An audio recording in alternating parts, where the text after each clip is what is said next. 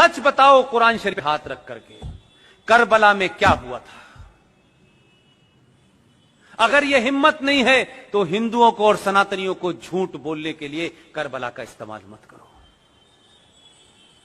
Karbala में तुमने मोहम्मद साहब के खानदान,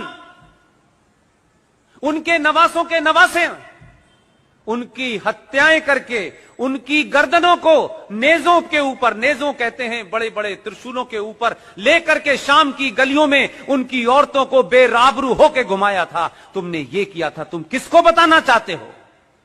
तुम तो न मोहम्मद के सगे हो न उनके खानदान के सगे हो। तुमने तो उनके दामाद को नमाज पढ़ते हुए उनका कत्ल किया।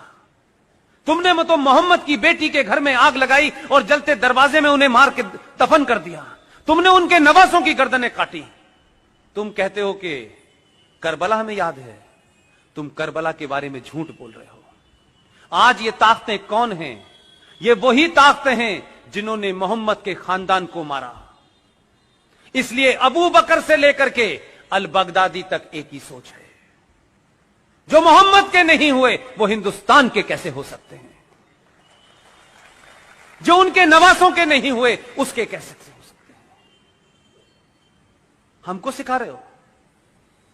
हमने तो और हमारे डीएनए में तो राजा दाहिर सेन का इतिहास नहीं पढ़ा है तुमने, और मक्कार इस देश के इतिहासकारों ने पढ़ाया नहीं है, और हमें यह जिज्ञासा नहीं है कि हमारे पूर्वज कौन थे।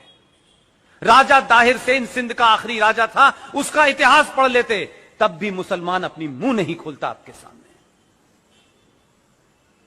मोहम्मद साहब के परिवार में नवासों के नवासे जो भी रह गए थे,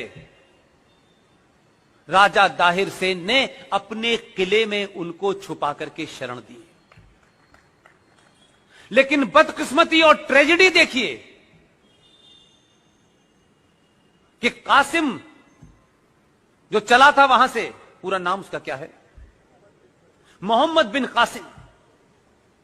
जो मोहम्मद बिन कासिम आया, उसने खानदान के खानदान मारे, मोहम्मद साहब के खानदान को मारा। राजा दाहिर उनके खानदान को बचाते बचाते, लड़ते लड़ते शहीद हो गया, लेकिन मोहम्मद के बच्चों पे उसने आंच नहीं आने दी। उस मोहम्मद बिन कासिम ने मोहम्मद के खानदान को मारा। पाकिस्तान का आज हीरो मोहम्मद बिन कासिम है।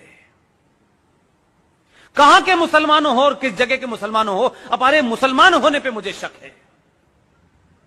और मेरा शक इसलिए है, जो मुसलमान हैं पूरी दुनिया में, जो कुरान को मानते हैं, जो शरिया को मानते हैं, जो हदीस को मानते हैं, वो मुसलमान होने का पाखंड नहीं करते।